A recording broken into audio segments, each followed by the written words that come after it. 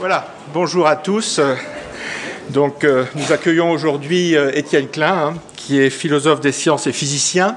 Vous êtes ingénieur de Centrale Paris. Vous avez fait une thèse en physique théorique. Vous êtes directeur de recherche au CEA. Vous avez enseigné à l'école centrale pendant de nombreuses années la physique quantique, la physique des particules. Et je crois qu'actuellement, vous enseignez la philosophie des sciences. Toujours à Centrale. Vous êtes un conteur de la beauté de la démarche scientifique, avec des ouvrages et des conférences sur les paradoxes en physique, dont un ouvrage qui s'appelle Conversation avec le Sphinx. Vous avez également été particulièrement intéressé par le temps, avec une habilitation à diriger des recherches qui a donné lieu à deux ouvrages, Le facteur temps ne passe jamais deux fois, et puis ne sonne jamais deux fois, merci. Et les tactiques de Chronos. L'univers, la physique du XXe siècle et ses personnalités majeures vous intéressent particulièrement. Vous avez publié Il était 7 fois la Révolution, autant d'ouvrages que je recommande à nos élèves ici présents. Vous avez abondamment communiqué sur la découverte du boson de Higgs et le fait effectivement qu'a la capacité de la science à prédire des événements. En 2017, vous avez publié un ouvrage « Tout n'est pas relatif » autour de l'idée que la science, ce n'est pas une opinion. Et en 2020, dans un contexte de Covid et de pandémie, vous avez publié Le goût du vrai et Je ne suis pas médecin, mais qui est un ouvrage particulièrement intéressant. En 2021, vous avez publié 33 textes qui ont bousculé la physique, qui est le dernier ouvrage. Vous êtes donc un conteur hors pair, amoureux de la science et de la construction des savoirs. Donc je vous remercie chaleureusement, Étienne Klein, d'avoir accepté mon invitation aujourd'hui. Vous allez vous adresser à un public dans cet amphi qui sont des jeunes ingénieurs en formation. Télécom Physique Strasbourg a fêté ses 50 ans en 2020. Je crois que c'est la dernière école en France qui a le mot physique dans son nom. J'ai vérifié hier, Télécom Physique Strasbourg est la dernière école d'ingénieurs. Donc vous êtes un peu ici, chez vous, et je vous demande d'applaudir Étienne Klein.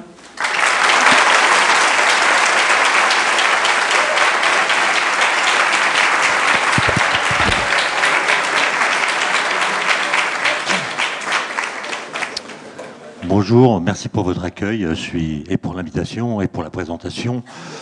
Je suis ravi d'être ici, même si ce n'est pas tout à fait facile de vous rejoindre. J'ai eu quelques soucis de transport, mais je suis à l'heure grâce à des combinaisons de trains, de taxis et d'autres choses. Alors, je vais vous parler pendant 1 heure.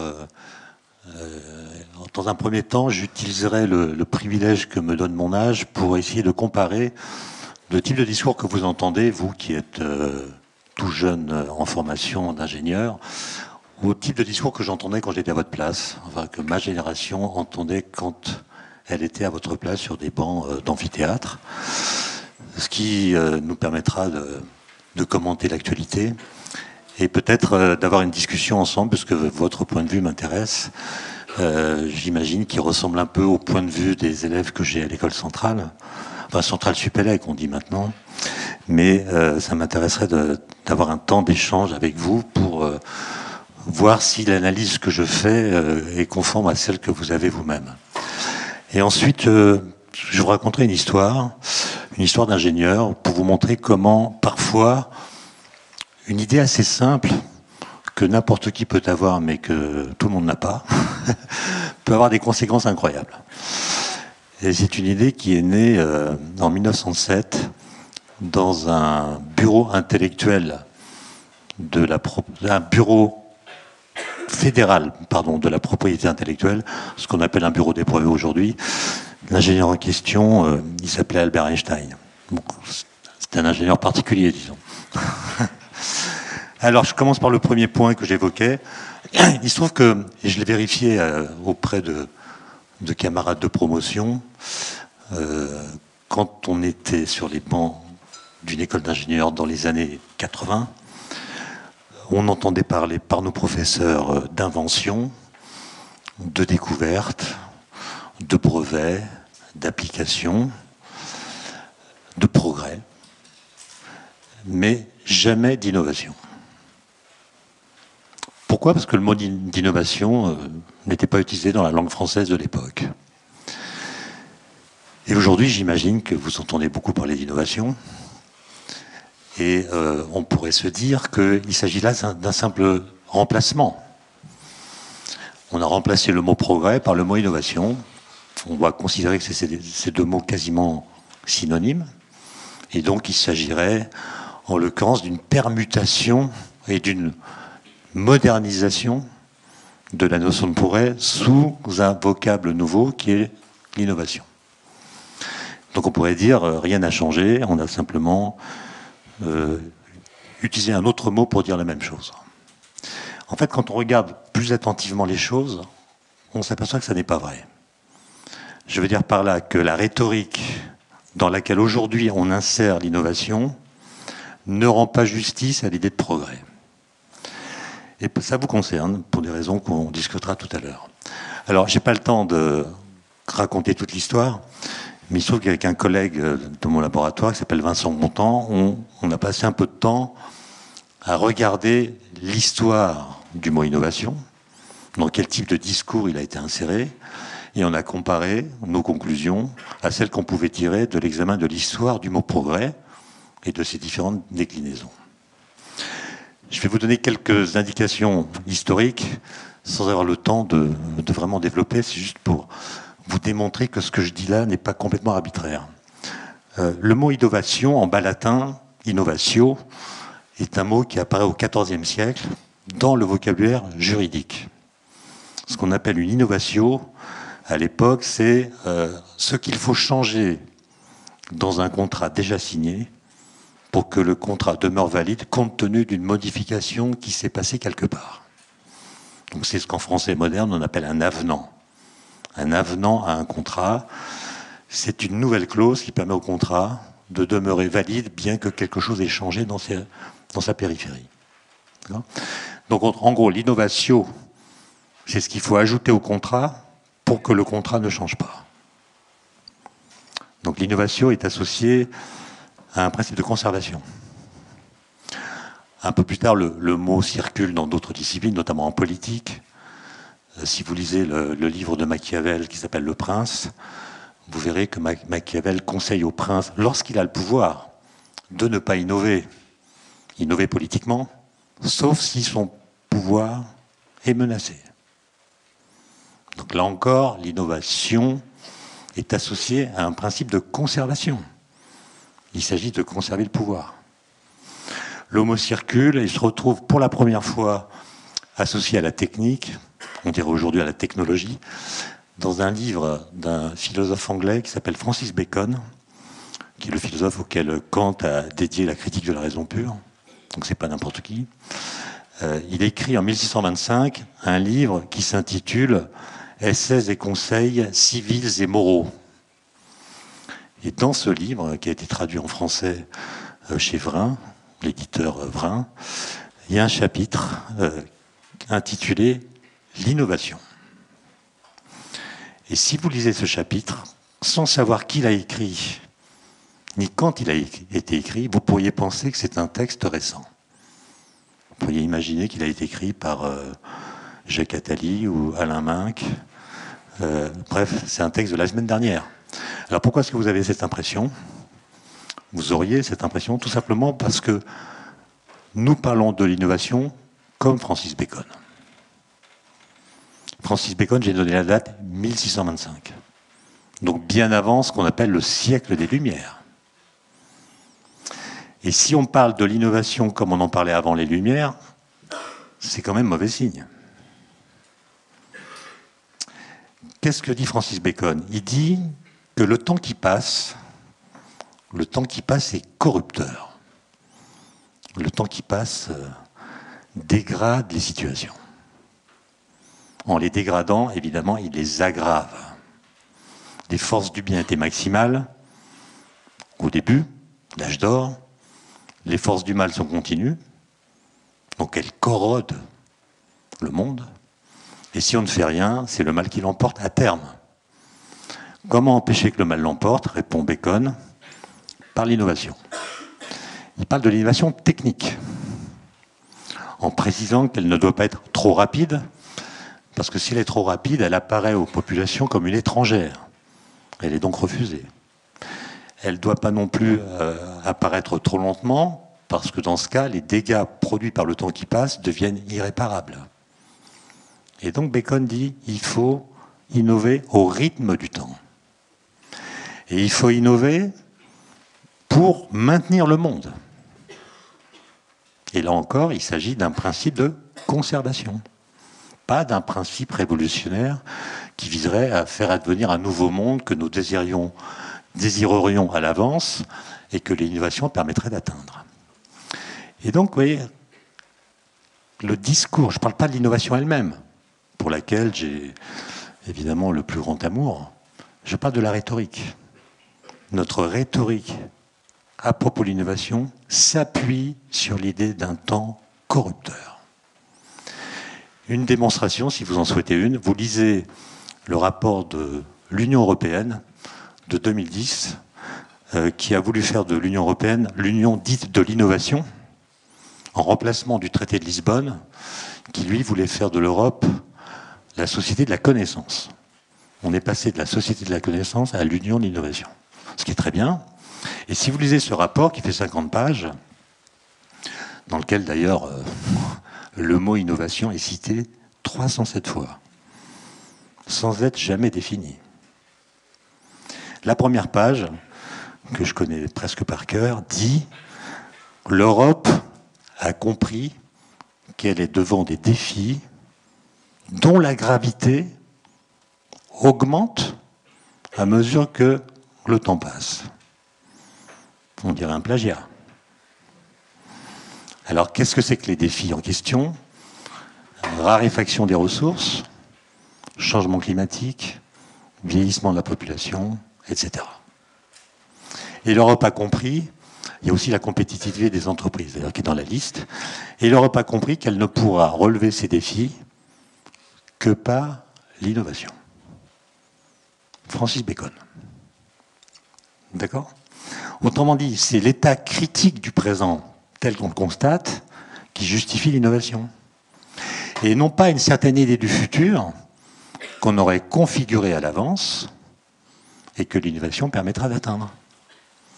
Et c'est en cela qu'il y a rupture avec l'idée de progrès. Parce que l'idée de progrès, on ne va pas raconter toute l'histoire qui est passionnante et trop longue, mais l'idée de progrès s'appuie explicitement sur l'idée d'un temps qui passe qui est constructeur, qui est complice de notre liberté et qui est complice de notre volonté. Finalement, croire au progrès, c'est fabriquer une idée du futur qui est à la fois crédible et attractive. Crédible parce que le progrès, ce n'est pas l'utopie. Il ne s'agit pas de penser à un autre monde qui serait inaccessible. Il s'agit de penser à un monde dont on pense qu'il est accessible, notamment par la science. Et attractif parce que le progrès n'étant pas automatique, il faut travailler à le faire advenir. Il faut se sacrifier.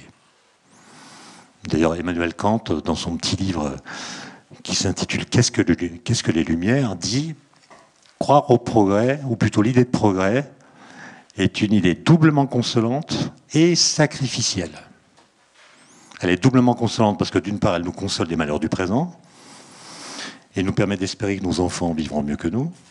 Et elle est également consolante, dit Kant, parce qu'elle donne un sens au sacrifice qu'elle impose.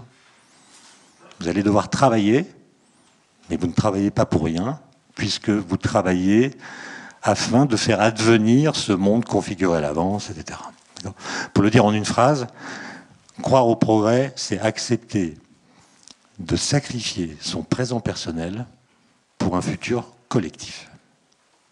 Ce qui veut dire que l'idée de futur collectif doit être préalablement dessinée. Ce qui suppose donc une philosophie de l'histoire, que nous n'avons plus. Et c'est pour cela, et pour d'autres raisons, que le mot progrès, qui était très couramment utilisé quand j'étais jeune, il y a fort longtemps, n'est plus utilisé. Incroyable.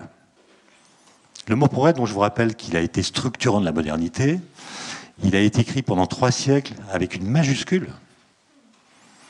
Il a perdu sa majuscule, donc sa transcendantalité, on pourrait dire, après la Deuxième Guerre mondiale. Et puis avec un copain qui s'appelle Gérald Bronner, avec un logiciel, on a regardé dans les discours publics l'occurrence des mots, notamment innovation et progrès. Et ce qu'on a vu, on a mesuré même, c'est des choses qu'on peut entendre à l'oreille, à savoir que le mot progrès a commencé de décliner à la fin des années 1980. Le mot innovation qui avait été abandonné réapparaît.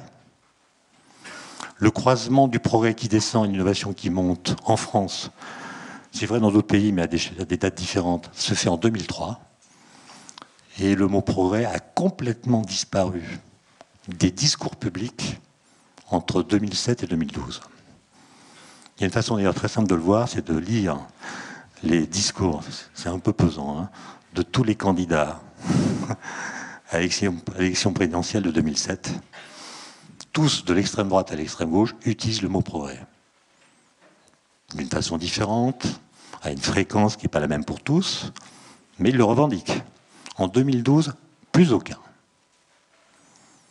Et donc il faut comprendre comment un tel mot, qui a donné sens aux actions, notamment des ingénieurs, pendant des siècles, a-t-il pu être liquidé ?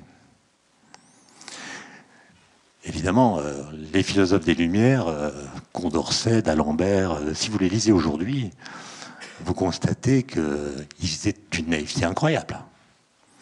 Par exemple, ils pensaient que, lisez Condorcet, il y aurait un embrayage automatique entre les différentes formes de progrès. Un progrès scientifique engendre un progrès technique, qui engendre un progrès matériel, qui engendre un progrès moral, qui engendre un progrès politique. Donc à la fin, c'est la démocratie. Lisez d'Alembert dans l'encyclopédie de d'Alembert et Diderot. Il y a un article absolument génial qui s'intitule Géomètre. Géomètre, c'est l'ancien mot pour dire mathématicien. Et à la fin de cet article, d'Alembert, qui est plein d'espoir, dit « Prenez une nation tyrannique, formez-y quelques géomètres, quelque temps plus tard, le peuple se sera libéré de son joug. » D'Alembert n'a pas visité la Corée du Nord, où il y a d'excellents géomètres.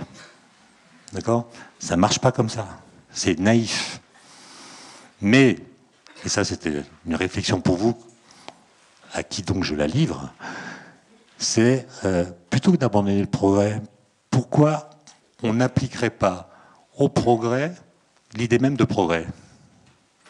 C'est-à-dire, plutôt que de liquider le mot, pourquoi on ne ferait pas l'effort de faire progresser l'idée de progrès ? C'est-à-dire de l'extirper des discours naïfs qu'ont eu à son sujet les philosophes des Lumières. En faisant un bilan, on regarde l'histoire, comment elle s'est passée, et puis on voit où ils se sont trompés, et puis on voit aussi les endroits où on est allé beaucoup plus loin que ce qu'ils avaient espéré. D'ailleurs, vous pouvez faire une expérience de pensée. Imaginez que vous mettiez dans une capsule temporelle Condorcet, d'Alembert, Diderot, Spencer, David Hume, pas que des Français quand même, et vous les faites venir en 2021. Vous leur montrez le monde actuel. Et vous essayez d'imaginer leur réaction dans telle ou telle situation. Vous ne leur montrez pas tout d'un coup, parce qu'ils vont devenir fous, ils vont rien comprendre, ils vont avoir l'impression d'être sur une autre planète. Donc vous sectorisez, vous faites un voyage organisé. Par exemple, vous les emmenez dans une classe de terminale. Aujourd'hui, suivre un cours de mathématiques. Descartes, Condorcet en mathématiques ne sont pas mauvais, hein, mais ils vont rien comprendre au cours. Une matrice, calcul différentiel. Ok ? Donc ils vont comprendre que les jeunes gens d'aujourd'hui, à 17 ou 18 ans, apprennent des mathématiques qu'eux-mêmes ne connaissent pas et découvrent que l'école est obligatoire. C'est aller au-delà de ce qu'ils avaient espéré. Ils ne l'avaient même pas imaginé. Je ne suis pas en train de dire que les élèves de terminale sont meilleurs en maths que Descartes et Condorcet. Je crois qu'ils sont faux de beaucoup, mais ce n'est pas les mêmes choses. Voilà. Ensuite, par exemple, vous les amenez au CERN, à Genève. Ils ne vont rien comprendre. Mais vous leur expliquez, par exemple, que le boson de Higgs qu'on a découvert en 2012 change la façon de comprendre ce qu'est la masse d'une particule. Le concept de masse se désolidarise de l'idée de matière. Et donc, ils vont comprendre que des découvertes faites par des physiciens changent la façon philosophique de répondre à des questions philosophiques. Ils vont être scotchés. Ensuite, autre exemple, vous leur expliquez qu'au XIXe siècle, on a découvert une nouvelle interaction qu'eux-mêmes ne connaissaient pas, l'interaction électromagnétique, et que quelques décennies plus tard, des ingénieurs ont réussi à faire des boîtes parallélépipédiques qui permettent d'avoir le son et l'image à domicile, ce qu'on appelle la télévision. Il faut plutôt leur dire ça d'ailleurs avant qu'ils aillent voir le CERN. Et ils vont dire c'est incroyable ça. L'image et le son dans les foyers. Mais qu'est-ce que vous faites avec ça? Vous rediffusez en direct les cours du Collège de France? Et là, vous les mettez devant une télévision un samedi soir, devant une chaîne privée, en leur interdisant de quitter le canapé pendant les pubs. Et là, ils vont dire, mais qu'est-ce que vous avez fichu, quoi? C'est quoi ce délire? C'est ce qu'on appelle une allotélie. Allotélie, c'est-à-dire que le but visé, le but qu'il visait, n'est pas du tout le but qui a été atteint. Et donc voilà, vous imaginez les expériences comme ça, et puis vous essayez d'imaginer leur réaction, et ça permet de jeter un regard critique sur l'histoire. Et en même temps, ça permet de rénover l'idée de progrès, en voyant en quoi elle a été au-delà des espérances qu'elle portait, et en quoi elle a été parfois en retrait. Par exemple, c'est très difficile d'expliquer à un philosophe des Lumières qu'on peut aller sur la Lune, et qu'il y a des gens qui dorment dans la rue.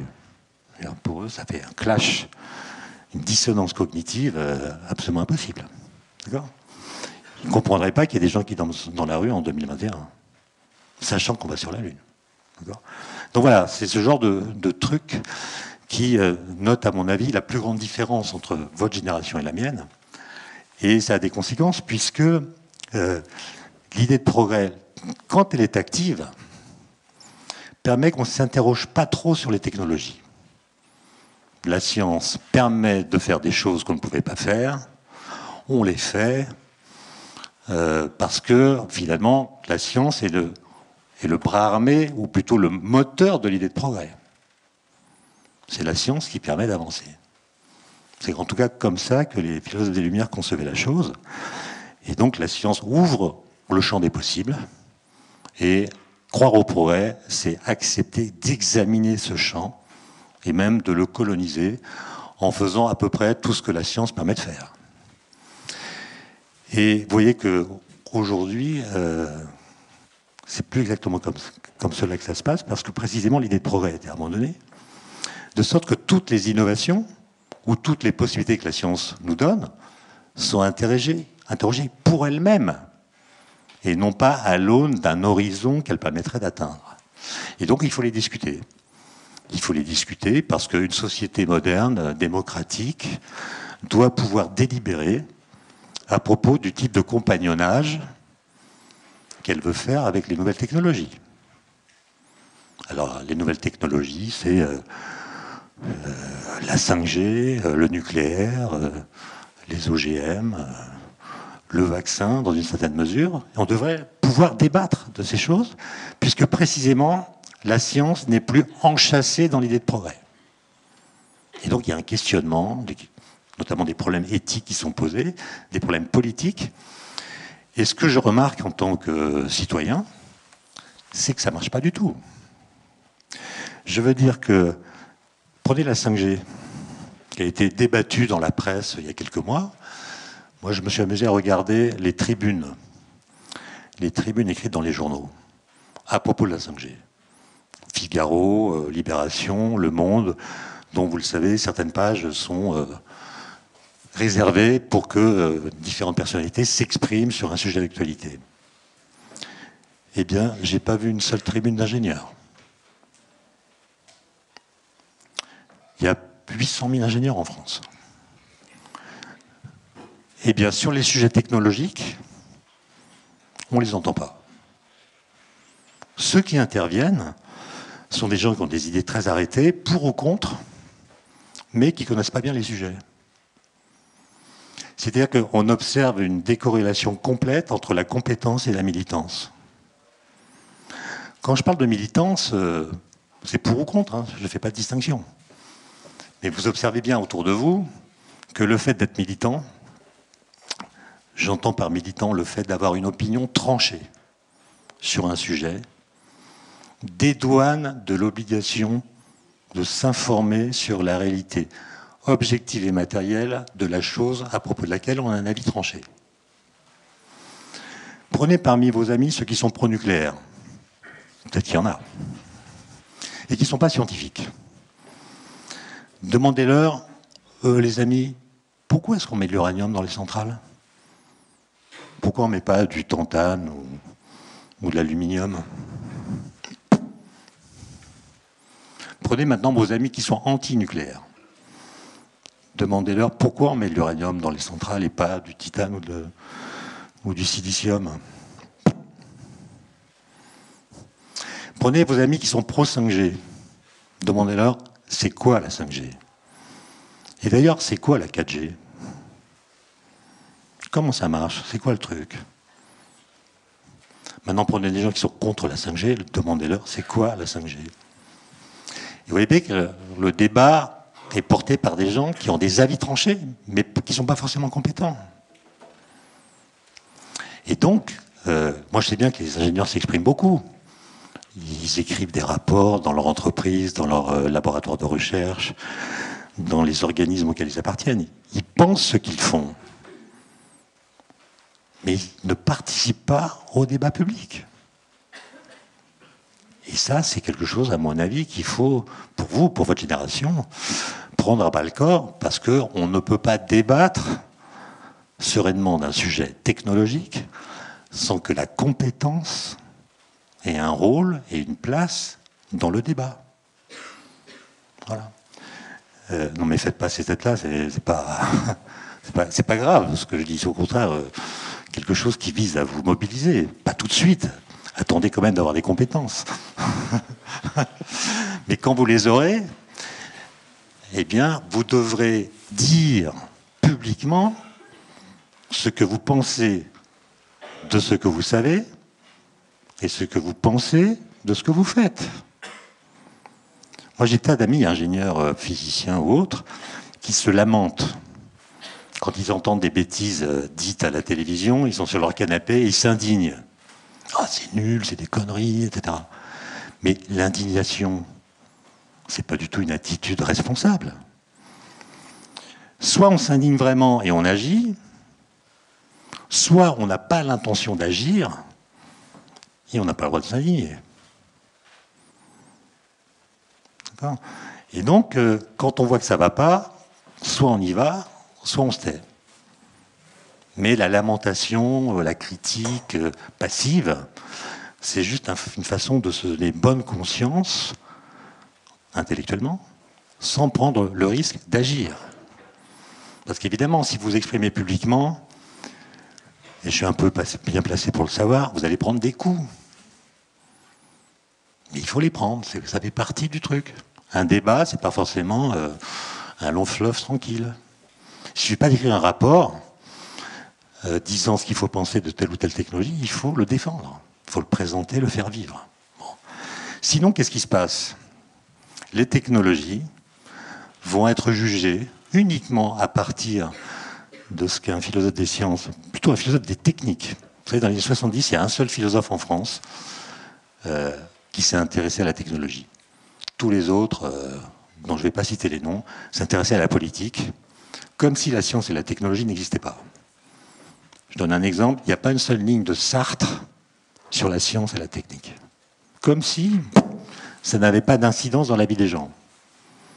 Or, vous-même, vous savez que certaines choses que font les ingénieurs ont beaucoup plus d'incidence sur la vie des gens que beaucoup de lois qui sont votées au Parlement. Moi, j'étais au CERN quand quelques ingénieurs ont inventé le web. le www. Je me souviens de la première démonstration du web dans un amphi comme celui-ci. On a pu voir sur l'écran le catalogue de la bibliothèque de New Delhi. On cliquait et puis on voyait la liste des ouvrages, on était éberlués. Mais à l'époque, le www a été inventé uniquement pour qu'on puisse transmettre les données du collisionneur d'électrons qu'on avait à tous les laboratoires du monde. C'était un moyen de transmettre des données sans que cela dépende du système informatique local qui les recevait. Et les ingénieurs qui ont fait cela le faisaient pour ça.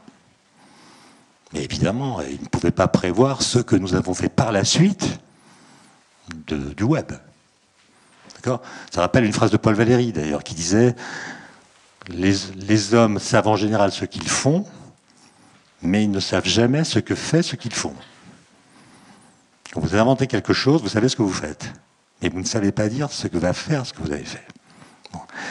Et donc, ça, pour l'ingénieur qui fait des choses, ça oblige à une forme de réflexion. Et par exemple, aujourd'hui, on le sait par les sondages, tout le monde a un avis sur les technologies.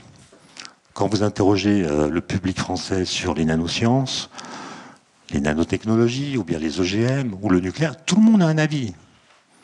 Le nombre de gens qui disent « je ne sais pas », en réponse à des questions portant sur ces technologies, est à peu près toujours le même, c'est 12%. Il y a 12% des gens qui n'ont pas d'avis. Tous les autres ont un avis. Même s'ils ne savent pas dire ce sur quoi porte leur avis. Ça pose quand même un problème de cohérence. Ça veut dire que nous jugeons des technologies à partir de ce que ce philosophe qui s'appelle Gilbert Simondon, philosophe de la technique, appelait leur halo symbolique. C'est-à-dire que les technologies ont une connotation par le fait qu'elles sont insérées dans des récits qui déterminent le jugement que nous portons sur elles. Bon, je ne vais pas vous parler du halo symbolique du nucléaire, accident, la bombe, un halo qui est complètement déterminé par le passé du nucléaire. Le passé du nucléaire a complètement déterminé le halo auquel on l'associe. Et même si dans les cartons des ingénieurs, il y a des réacteurs de nouvelle génération, on en parle un peu dans la presse ces jours-ci, ce qu'on appelle des SMR, des réacteurs de petite puissance, dont le halo symbolique pourrait être très différent de l'ancien, mais comme personne ne sait ce que c'est et que personne n'en parle, il n'y a même pas de halo symbolique. Mais quand vous dites, par exemple, quand vous entendez le maire d'une grande ville dire « avec la 5G, on pourra regarder des films pornographiques dans les cabines d'ascenseur », ben, il crée un certain halo symbolique. Quand quelqu'un d'autre va dire « avec la 5G, on pourra opérer des malades à distance », il crée un autre halo symbolique. Et chacun d'entre nous va pouvoir déterminer son jugement à partir de la mise en concurrence de ces halos, sans que jamais la connaissance objective de ce dont on parle ne soit augmentée. D'accord ? Et donc voilà, c'est ça mon message. C'est, il me semble que dans les débats, les ingénieurs doivent apprendre à s'investir. Pas y passer leur temps, mais de temps en temps, dire ce qu'on sait, dire ce que c'est, et dire ce qu'il faut penser de ce qu'on sait et de ce qu'on fait. Sinon, la nature médiatique ayant horreur du vide, eh bien c'est d'autres que vous qui parleront et qui détermineront la forme que prendront ces halos symboliques. Donc vous avez, à mon avis, une responsabilité, non pas du tout écrasante, mais excitante, que n'avait pas ma génération. Nous, on était assez tranquilles. On bossait pour le bien de l'humanité. Voilà le premier point. Et maintenant, j'en viens à l'histoire pour vous montrer que voilà, il y a ce qu'on pourrait appeler un érotisme des problèmes. C'est-à-dire que parfois, quand on est pris par une question, on se pose une question, et si on la prend au sérieux, et si on la lâche jamais, si on voit quelles sont ses conséquences, comment il faut éventuellement la remanier, quelles sont ses implications, ça peut conduire à des révolutions absolument incroyables. Et c'est ça que j'appelle l'érotisme des problèmes, c'est le fait d'être excité par une question qui vient coloniser l'attention, parfois pendant très longtemps, et qui est tout le contraire de la curiosité, qui elle est très dispersive, on est curieux, on change constamment de sujet, mais c'est plutôt la détermination que je veux mettre en avant pour montrer en quoi elle peut être féconde. Voilà. Les idées ne sont pas des choses qui fluctuent comme ça dans l'esprit, il faut leur donner une cohérence et insister quand elles se présentent d'une façon qui est porteuse éventuellement de conséquences importantes. Donc j'ai cité l'ingénieur que je vais prendre en exemple, c'est Einstein. Einstein, vous savez, il est né en 1879. Il a étudié dans un premier temps au lycée de Munich, où la discipline était quasiment militaire, comme dans tous les lycées en Allemagne à cette époque-là. Donc il a fait une dépression nerveuse, puisque à l'âge de 15 ans, la discipline militaire, c'est pas un truc dont Einstein a vraiment raffolé. Donc il a démissionné de son lycée, en jurant de ne plus jamais remettre les pieds dans une salle de classe ou dans un amphithéâtre. Il a rejoint ses parents qui s'étaient installés à Milan pour fonder une petite usine électrique après qu'ils aient fait faillite en Allemagne. Et donc pendant un an, Einstein a été déscolarisé. Et il a fini par apprendre qu'il existait une école très libérale pour ce qui est de ses méthodes pédagogiques en Suisse, dans un village qui s'appelle Arao, et il a appris qu'il pouvait aller là passer son bac. D'ailleurs, à cause de ça, c'est une parenthèse, qu'on raconte dans les mauvais livres qu'Einstein était mauvais en maths. Pour une raison toute bête, c'est qu'en Allemagne, on note de 1 à 6. 1, c'est la bonne note, 6, c'est la mauvaise note, et en Suisse, c'est l'inverse. Donc quand les Allemands ont vu le bulletin de notes suisse d'Einstein, ils ont dit qu'il est nul en maths. En fait, non, il était très fort en maths. La suite, d'ailleurs, va le montrer. Donc, il apprend qu'il peut aller en Suisse. Et pendant cette année où il n'est pas scolarisé, il réfléchit, il lit beaucoup, il lit Maxwell, il lit Hertz, il devient très fort en électromagnétisme, discipline qui n'était pas vraiment enseignée à l'époque. Donc il lisait les textes des fondateurs de l'électromagnétisme. Et il écrit une lettre à l'un de ses oncles, à son oncle maternel, dans laquelle il explique quelles sont les questions qui vont l'intéresser tout au long de sa vie, quelle que soit son activité professionnelle. Et ce ne sont que des questions qui sont relatives à la lumière. Et parmi la liste de questions qu'il cite dans cette lettre, qu'on peut lire à Berne, il y a un musée Einstein où il y a des manuscrits qui sont rassemblés là. Et parmi ces questions, il y a celle-ci. Qu'est-ce qui se passerait si de la lumière émettait de la lumière ? Un jour, vous aurez des enfants, peut-être, enfin sûrement. Et si un soir, votre fils ou votre fille vient vous poser cette question, vous lui direz « va jouer ». C'est-à-dire, c'est une question à la noix, c'est ce qu'on pourrait appeler une question d'enfant. Sans intérêt. Mais à la fin de sa vie, Einstein va dire à l'un de ses biographes, le premier, « j'ai trouvé la théorie de la relativité, le premier, parce que j'ai résolu des questions d'enfant avec un cerveau d'adulte. » Et il met ça sur le compte de son retard mental. C'est parce qu'il avait un retard mental, dit-il, qu'il s'est posé à l'âge adulte des questions qu'un enfant de 7 ans considère comme déjà résolues. C'est-à-dire, en gros, à 7 ans, paraît-il, d'après les pédiatres, un enfant sait qu'une longueur, ça se mesure avec un double décimètre, et une durée, ça se mesure avec une horloge. Une fois qu'on a compris ça, basta, quoi, c'est réglé. Et Einstein, non. Et la question qu'il pose est intéressante, parce que comme vous le savez, les vitesses s'ajoutent. Donc si la lumière est capable d'émettre de la lumière, quelle est la vitesse de la lumière émise ? Si les vitesses s'ajoutent, on ajoute la vitesse de la source à la vitesse de la lumière, ça fait 2 fois la vitesse de la lumière. Ah oui, mais si la lumière émise émet de la lumière, quelle est la vitesse de la lumière émise par la lumière émise ? 3 fois la vitesse de la lumière, puis 4, puis 5, puis 6. Donc Einstein, du haut de ses 15 ans, il a compris que si la lumière est capable d'émettre de la lumière, il doit y avoir de la lumière de vitesse infinie. Puisqu'on fabrique ainsi un escalier cinématique qui permet de passer de la vitesse de la lumière à tous ses multiples entiers. Donc on va vers l'infini. Okay.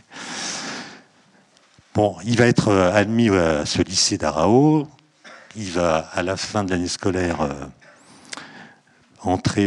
passer le concours de l'école polytechnique de Zurich. En fait, il avait déjà passé en candidat libre. Et les professeurs, enfin les examinateurs avaient remarqué qu'il était très fort.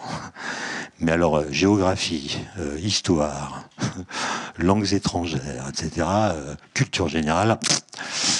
Et c'est eux d'ailleurs qui lui ont recommandé d'aller à Arao pour perfectionner les disciplines dans lesquelles il était mauvais. Donc il est reçu. Et pendant cette année scolaire, il va faire une expérience de pensée. Comme on dit, alors une expérience de pensée, c'est pas une expérience où je me mets à réfléchir. Hein. C'est une expérience dans laquelle je postule qu'une certaine loi physique est vraie. J'imagine une certaine situation que je peux penser, mais que je ne peux pas réaliser. Et j'essaie de voir ce qu'implique la théorie physique que je crois vraie dans la situation que j'ai imaginée. Et là, il fait une expérience de pensée qui est, elle, beaucoup plus connue que celle que je viens d'évoquer, dans laquelle il va mettre en scène son propre corps. Ce qui sera la marque de fabrique d'Einstein. C'est pas Einstein qui invente les expériences de pensée, c'est plutôt Galilée. Mais Galilée, quand il imagine une expérience de pensée, ne met jamais en scène son corps. C'est toujours, il imagine des choses, mais il n'est pas présent dans les choses qu'il imagine. Einstein, lui, il met en scène son corps. Et il essaie d'imaginer ce que ressentirait son corps dans telle ou telle situation. D'un point de vue musculaire, qu'est-ce que mon corps ressentirait dans telle ou telle situation? Et la question qu'il pose, qui est devenue célèbre, puisqu'elle est même écrite sur les murs de la gare de Arao, c'est qu'est-ce que je percevrais si j'étais à cheval sur un rayon lumineux? Votre enfant vient vous poser une question le soir, et il a 16 ans, et il dit, bah voilà, si je suis comme la lumière est ondulatoire, en tout cas c'est le discours de l'époque, ça veut dire que si je suis à cheval sur un rayon lumineux, je suis à cheval sur une onde électromagnétique. Donc je suis emporté par cette onde comme un surfeur est emporté par une vague. Quand je suis en train de faire du surf sur une vague, la vague qui est devant moi est immobile par rapport à moi, la vague qui est derrière moi est immobile par rapport à moi. Donc quand je suis en train de faire du surf, le système des vagues que je perçois est stationnaire. Okay ? Donc, si je suis à cheval sur une onde électromagnétique, je vais voir une onde électromagnétique stationnaire. Sauf que Einstein sait très bien, parce qu'il a lu Maxwell, il sait très bien qu'il n'existe pas de solution stationnaire des équations de Maxwell. Donc, dilemme, ou bien l'expérience de pensée que j'ai imaginée correspond à une situation impossible, ou bien les équations de Maxwell qui disent que c'est impossible sont fausses. C'est clair et net. D'accord ? Il va continuer à réfléchir. Je vous passe les détails, l'histoire de l'éther luminifère, etc. Et en 1905, alors qu'il est employé de 3e classe au Bureau fédéral de la propriété intellectuelle à Berne, il y est depuis 1902, parce qu'en sortant de l'école polytechnique de Zurich, il n'a pas pu avoir de lettre de recommandation de la part de ses professeurs, parce qu'il avait des bonnes notes, mais il a une attitude, il pose les problèmes à sa façon, en TP, il est très bon en TP, hein. Il n'était pas un théoricien. D'ailleurs, il a déposé des dizaines de brevets, Einstein. Hein. C'est pas du tout le théoricien planant qu'on imagine. Il a même un brevet de frigidaire. Hein. Et d'appareil auditif. Hein. Donc, voilà, il s'intéresse à tout ça. Et il est rentré là parce qu'il est père de famille, son père est mort, qu'il aidait financièrement, donc bref. Mais il n'a pas de poste à l'université, parce que l'absence de lettre de recommandation empêchait qu'il en ait. Bon, 1905, c'est l'année miraculeuse, je pense que vous connaissez. Il publie 5 articles incroyables, dont un article qui va être l'article sur la relativité. Et Einstein, en fait, dans cet article, répond aux deux questions d'adolescents que j'ai rappelées tout à l'heure. Qu'est-ce qui se passerait si la lumière émettait de la lumière? Quelle serait la vitesse de la lumière émise? Réponse, la vitesse de la lumière. Pourquoi? Parce que la lumière bat toujours à la vitesse de la lumière. Qu'est-ce que je verrais si j'étais à cheval sur un rayon lumineux? C'est même pas la peine de poser la question, parce que la vitesse de la lumière, ou plutôt la lumière, va toujours à la vitesse de la lumière.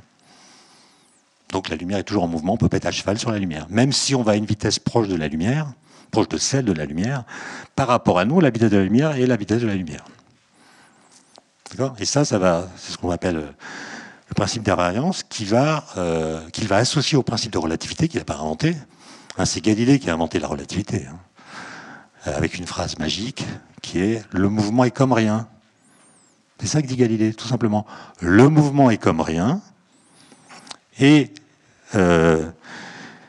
l'immobilité est un mouvement partagé. Phrase géniale. Le mouvement est comme rien, c'est-à-dire quand vous êtes en mouvement, s'il est galiléen, tout se passe comme si vous n'étiez pas en mouvement. Et puis l'immobilité est un mouvement partagé, parce que là, nous sommes immobiles les uns par rapport aux autres, mais je ne vous dis pas la vitesse qu'on a ensemble par rapport au Soleil. D'accord ? Ok ? Donc voilà, c'est ça le principe de relativité. Et Einstein va simplement cumuler ce principe à l'idée que la vitesse de la lumière est la même dans tous les référentiels. D'accord ? Ce qui va évidemment changer la relation entre l'espace et le temps. Et c'est ça qu'on appelle la théorie de la relativité restreinte, qui est mal nommée, parce qu'en fait, c'est une théorie universelle de l'espace-temps. Aujourd'hui, toutes les interactions fondamentales, nucléaires, il y en a deux, la faible et la forte, électromagnétique, gravitationnelle, sont décrites dans un espace-temps issu des réflexions d'Einstein. Donc cette relativité, elle n'est pas restreinte. On l'appelle restreinte parce qu'elle ne contient pas la gravitation.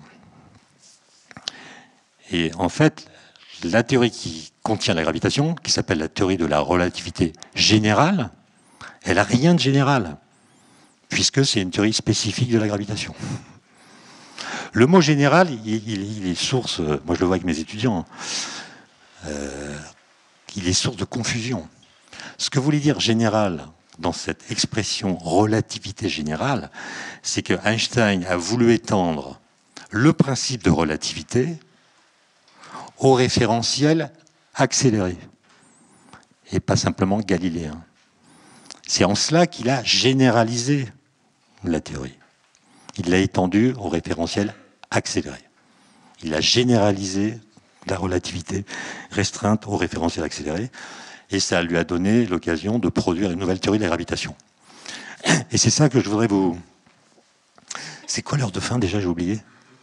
Midi et quart, et puis on va essayer de garder un peu plus d'une demi-heure pour les questions et la discussion. Donc je vais essayer de vous raconter comment il est arrivé à cette histoire. Donc en 1907, un jour de novembre, il est toujours au bureau des brevets. Moi je dis ça à mes étudiants qui n'arrivent pas à trouver de postdoc. Einstein en 1905 fait 5 articles sur 5 sujets différents. Chaque article révolutionne une question physique dans un champ particulier. Et il n'a toujours pas de poste à l'université. Mais il est passé expert de seconde classe, alors qu'il était expert de troisième classe, non pas parce qu'il a fait ses articles, mais parce que son patron, M. Hoffner, considère qu'il travaille bien. Je dis ça parce que, en fait, Einstein le dit lui-même, dans ses notices autobiographiques, il n'aurait pas eu les idées que je viens d'évoquer s'il n'avait pas été au bureau des brevets. Puisqu'il dit lui-même, s'il avait été à l'université, il aurait été obligé de publier, etc. Et c'est précisément parce qu'il regardait les brevets déposés par les ingénieurs allemands et suisses dans le but de synchroniser les horloges à distance qu'il a vu qu'il y avait un problème avec l'interprétation de l'époque de l'électromagnétisme. Il y a un phénomène physique qui avait 2 explications différentes, ça lui semblait incohérent. Et c'est ça qui lui a donné l'audace d'abandonner l'idée de l'éther luminifère, etc. Et d'ailleurs, l'article de juin 1905, celui qui contient la relativité, il est rédigé comme un brevet. À la différence des autres, Einstein parle à la première personne, comme on le faisait dans les brevets à l'époque. Il n'y a pas de référence. Il n'y a pas de note en bas de page. C'est vraiment un brevet, et la question c'est comment je fais pour synchroniser les horloges à distance, sachant que ce problème avait été considéré en Allemagne comme le problème technique numéro 1. Il y a même des interventions au Parlement de Prusse. La priorité technique, donc tous les ingénieurs doivent s'y mettre, c'est synchroniser les horloges à distance. L'Allemagne s'est réunifiée. On veut que toutes les mairies, les églises, tous les édifices publics montrent la même heure au même moment dans toute l'Allemagne. Comment on fait? Puis il y avait aussi des considérations militaires. Il fallait unifier l'heure. Je vous rappelle qu'à l'époque, à Genève, par exemple, il y avait 3 horloges sur la mairie. Il y avait l'horloge de Paris, qui est amenée par le train. Il y avait l'horloge de Genève, et l'heure de Genève et l'heure de Berne, la capitale. Ils ont vite compris qu'on ne pouvait pas utiliser des méthodes mécaniques. Il fallait en passer par des méthodes électromagnétiques, d'où la nature des brevets qu'Einstein examinait plus que ses collègues. Il en avait 22. C'est lui qui les examinait parce qu'il était le seul à avoir lu Maxwell et Hertz, qui n'avait pas appris à l'école. Hein. Je dis ça pour que vous lisiez des choses qui ne sont pas dites en amphi. Bon, bref. Donc, en fait, la relativité restreinte est née d'un brevet écrit par un mec génial. C'est ça la conclusion que je voulais évoquer. Einstein était ingénieur, il n'avait pas de thèse, et il a fait ça. D'accord ? Et en 1907, donc, il revient de déjeuner, un jour de novembre, et comme tous les jours, il s'assied sur son... Vous savez, il avait un tabouret, volontairement, et non pas une chaise, pas de dossier, parce qu'en rentrant de déjeuner, il faisait des siestes semi-éveillées. Donc il fermait les yeux, et il voulait que si une idée surgit, il ait suffisamment d'attention pour la saisir. Et donc, quand vous êtes sur un tabouret, vous commencez à vous endormir, il y a des réflexes du corps qui font que vous êtes réveillé, si vous vous endormez trop. Et donc, c'est ce qu'il appelait une sieste semi-éveillée. Et il racontera un peu plus tard, en 1933, qu'il a eu ce jour-là ce qu'il a appelé l'idée la plus heureuse de sa vie. Et c'est une idée triviale. C'est-à-dire, c'est une idée que n'importe qui aurait pu avoir, à commencer par Galilée et Newton, mais que personne n'avait formulée en ces termes. Pourquoi ? Parce que personne n'avait jamais mis son corps dans une expérience de pensée. Et Einstein raconte, c'est un texte très court, hein, j'ai compris ce jour-là qu'une personne en chute libre ne sent pas son poids. Voilà, c'est tout.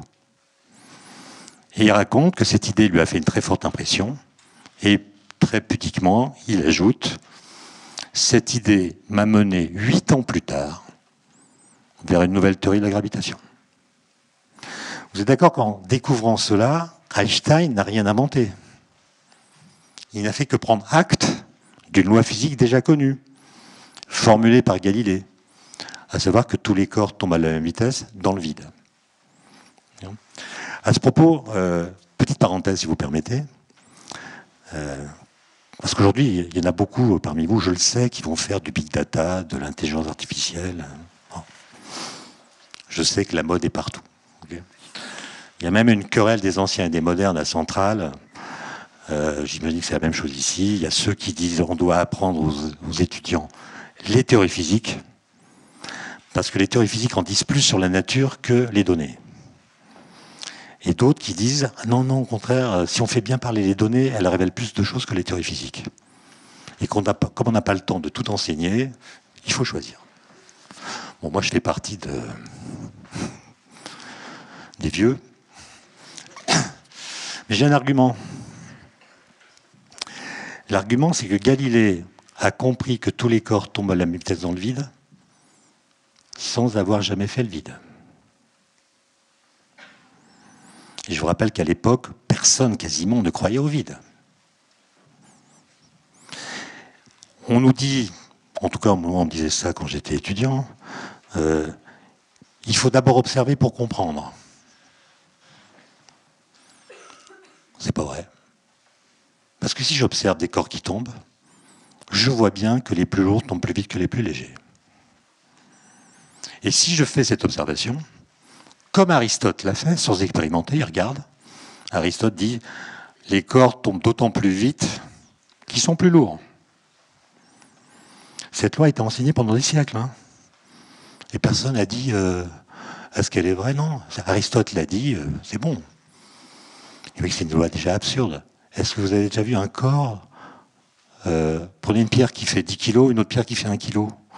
Est-ce que vous avez déjà vu une pierre de 10 kilos tomber 10 fois plus vite qu'une pierre d'1 kilo? 10 fois plus vite. Puis d'abord, qu'est-ce que c'est que la vitesse? Du temps de Galilée, on ne connaît pas le calcul différentiel. Hein. Donc la notion de vitesse instantanée n'existe pas. Donc l'observation montre que la vitesse de chute dépend de la masse. Il n'y a aucune situation où ce soit vu différemment. Et donc Galilée n'a pas fait d'observation.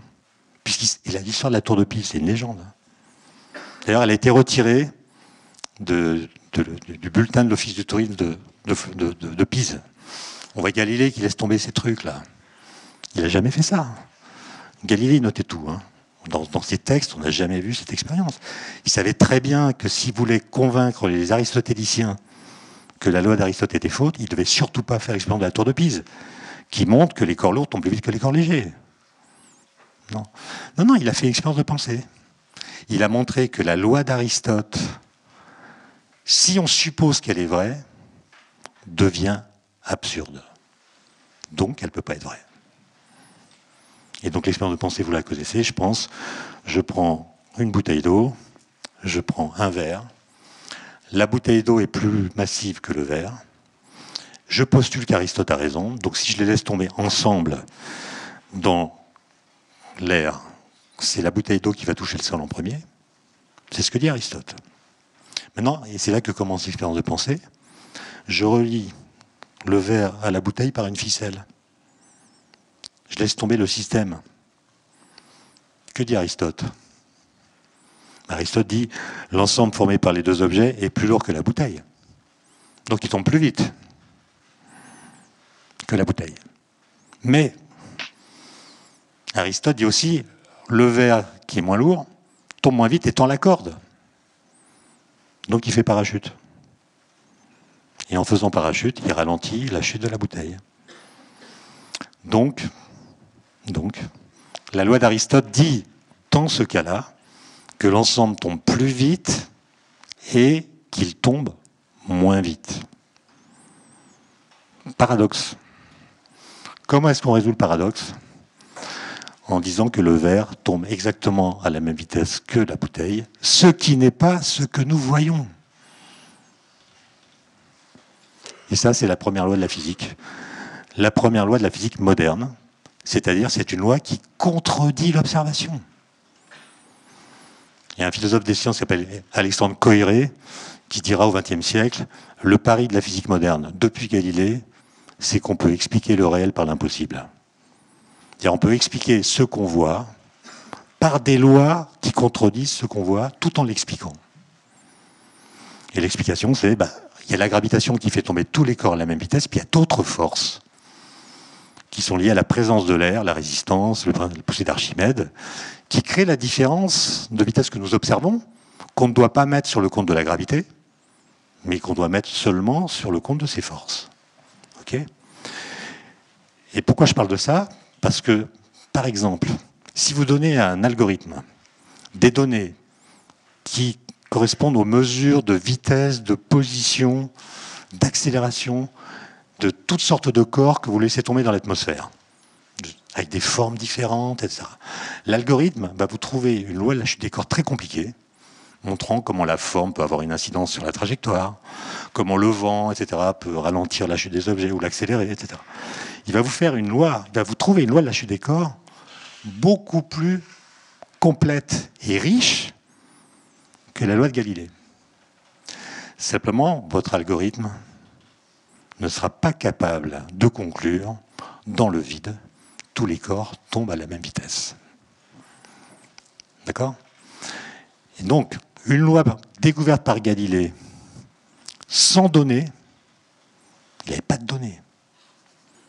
Une loi découverte sans données, on apprend plus, du point de vue fondamental, qu'une loi découverte par des algorithmes.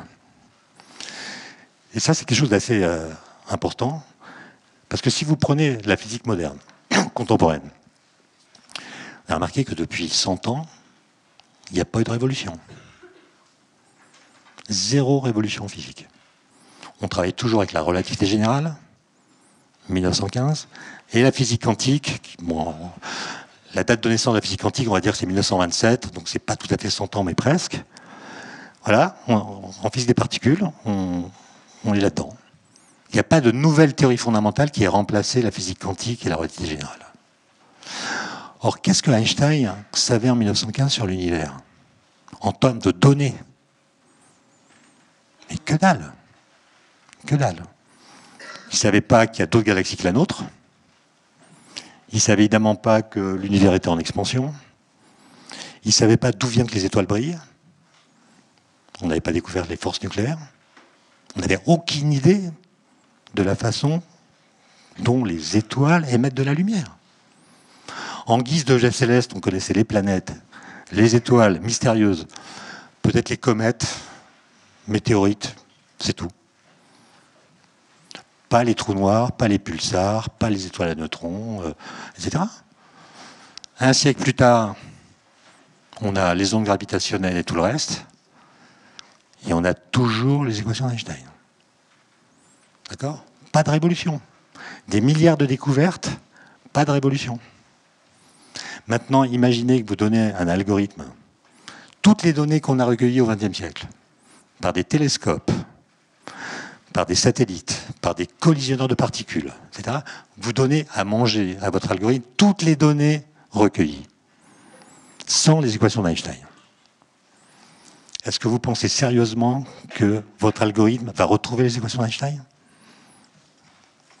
Est-ce que vous pensez sérieusement qu'un algorithme peut fabriquer des concepts? Est-ce que vous pensez sérieusement qu'un algorithme peut faire des expériences de pensée par rapport à ce qu'il sait déjà? Pour le dire plus rapidement, est-ce que vous pensez sérieusement qu'un algorithme peut réfléchir?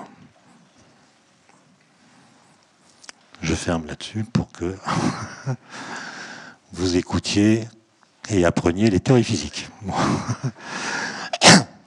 Alors, pour finir rapidement la relativité, donc Einstein comprend que quand on est en chute libre, si par exemple j'ai cette bouteille, je la lâche alors que je suis en train de tomber, par rapport à moi, elle sera en impesanteur. Autrement dit, la chute des corps met la gravitation hors du spectacle. D'ailleurs, c'est l'anagramme. La chute des corps a pour anagramme hors du spectacle. C'est-à-dire, quand vous tombez, c'est à cause de votre poids. Le poids est la cause de votre chute. Mais le fait de subir la gravitation produit un effet qui annule la cause.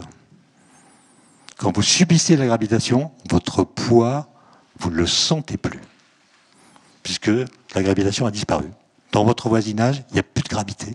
Alors même que vous êtes en train de la subir. Donc Einstein, ça l'a ébranlé parce qu'il s'est dit, c'est bizarre. C'est très bizarre. L'effet annule la cause, c'est quoi ce bazar? Et vous voyez qu'Einstein, Newton aurait pu dire la même chose. Il n'a pas trouvé une nouvelle loi. Il a fait parler avec son corps la loi en question. À la toute fin de sa vie, il a dit que sa pensée était de nature musculaire. Il a eu cette idée non pas en voyant de façon verbale, c'est une sorte d'image. Et il raconte qu'il a eu beaucoup de mal à la traduire en mots. Il avait une espèce d'impression et il fallait ensuite la décliner sous forme verbale. Et ça lui a pris beaucoup de temps. Alors bon, en 1907, il va donc énoncer ce qu'on appelle aujourd'hui le principe d'équivalence. Principe d'équivalence, c'est-à-dire, si je suis dans une cabine d'ascenseur, posée sur le sol terrestre, dans un champ de gravitation terrestre, j'imagine qu'il n'y a pas de hublot qui me permette de voir l'extérieur. Et je mets dedans un physicien avec des balles, il joue avec, les balles vont tomber sur le sol, sur le plancher de la cabine, etc. Et puis ça, c'est la première situation qu'il imagine. Deuxième situation, je me mets là où il n'y a pas de gravitation, loin de toute étoile, de toute galaxie, donc je suis dans un endroit de l'espace où il y a zéro gravité, pas de champ gravitationnel. Okay. Simplement, cette cabine, je vais l'équiper d'un petit réacteur qui va l'accélérer dans une certaine direction avec une accélération égale à l'accélération de la pesanteur. Dedans, je mets un physicien, je lui donne des balles, il joue avec et elle tombe sur ce qu'il va appeler le plancher. Mais il n'y a plus de plancher parce qu'il n'y a plus d'orientation spéciale de l'espace, il est isotrope, mais le physicien va appeler plancher l'endroit où les balles finissent par tomber. Okay. Ce que dit le principe d'équivalence, c'est qu'il n'existe aucune expérience que pourrait faire le physicien qui est dans la cabine, qui lui permettrait de savoir s'il est dans la première situation ou s'il est dans la seconde situation. Ça veut dire que la gravité peut être mimée par une accélération. Et elle peut aussi être annulée par une accélération. Dans le cas de la chute des corps, la gravité est annulée par l'accélération qu'elle engendre. Mais de la même façon, une accélération, en l'occurrence celle produite par le réacteur dans la deuxième situation, peut donner l'impression qu'on est dans un champ gravitationnel. Donc il y a une équivalence, c'est pour ça que ça s'appelle principe d'équivalence, entre l'accélération et la gravitation. En 1900, je crois que c'est 1909, mais je ne suis pas très sûr de moi, ou 10, Einstein enfin a son premier poste universitaire à Prague. C'est un truc qu'il faut avoir en tête. La première fois qu'Einstein a rencontré un physicien théoricien, c'est en 1909 à Salzbourg. Donc il avait 30 ans. Jusqu'alors, il n'avait jamais rencontré de physicien théoricien, il était au bureau des brevets. Il n'avait lu que des ouvrages ou des articles. Donc il est nommé à Prague, à l'Institut de physique, donc il y avait bien le mot physique. L'Institut de physique allemand à Prague, parce qu'à l'époque, à Prague, il y avait les Tchèques, les Allemands, c'était assez compliqué, il y avait des quartiers différents pour les différentes nationalités. Bon, il va rester là pendant 16 mois, et il habite dans un immeuble qu'on peut toujours, qui est toujours très moderne à l'époque, qui était un des premiers immeubles complètement électrifiés, pour ce qui est de l'éclairage, mais aussi pour l'ascenseur. Donc là, il a fait une expérience de pensée aussi intéressante, qui va le conduire d'ailleurs à démissionner de son poste pour retourner à Zurich. Pourquoi ? Parce qu'à Zurich, il sait qu'habite là un de ses copains de promotion, qui s'appelait Marcel Grossmann, qui, à la différence d'Einstein, ne séchait pas les cours de maths au Polytechnicum de Zurich. Je ne suis pas en train de vous dire que si vous séchez les cours de maths, vous allez avoir des idées géniales. C'est pas du tout ça que je suis en train de vous dire. Et en fait, il imagine qu'il est dans la deuxième situation, dans un ascenseur qui est accéléré vers le haut, avec une accélération égale à celle de la pesanteur. Et il imagine qu'il est dans la cabine et qu'il y a un rayon de lumière qui entre par le côté gauche, pour moi. D'accord ? Comme la vitesse de la lumière n'est pas infinie, le rayon de lumière va mettre un certain temps à traverser la cabine. Pendant ce temps, la cabine qui est accélérée va s'élever un peu. Enfin, s'élever, elle va aller dans la direction de son accélération. Et le point d'impact du rayon lumineux va donc être, non pas en vis-à-vis direct du point d'entrée, mais un peu plus bas. Ok ? Rien de mystérieux, c'est-à-dire que moi qui suis dans la cabine, dit Einstein, je vois le rayon lumineux courbé. Alors courbé par quoi ? C'est évident, par l'accélération. Donc c'est l'accélération imposée à la cabine qui courbe la trajectoire, pour moi, du rayon lumineux. C'est un effet dynamique. On est bien d'accord que la lumière va en ligne droite. Hein. Mais j'ai l'impression qu'elle est courbée par l'accélération. Okay. Donc là, il n'a rien inventé, c'est connu. Mais là où il est génial, il dit, mais principe d'équivalence. Principe d'équivalence. Tout ce que je vois là, c'est ce que je verrais si j'étais dans la première situation. Donc la cabine est posée immobile dans le champ de gravité terrestre. Et je vais voir la même chose. Je vais voir la lumière courbée. Par quoi? Pas par l'accélération, il n'y en a plus. Par quoi? Par la gravité. Par le champ gravitationnel engendré par la masse de la Terre. La lumière n'a pas de masse, mais elle est courbée par la gravitation. D'accord? Et donc il va se demander comment est-ce qu'on peut vérifier ça. Évidemment, l'idée qu'il a, c'est une éclipse totale du Soleil. Quand il y a une éclipse totale du Soleil, il y a la Lune qui vient s'intercaler entre la Terre et le Soleil. Donc le Soleil ne nous aveugle plus et on peut voir les étoiles fixes qui sont derrière.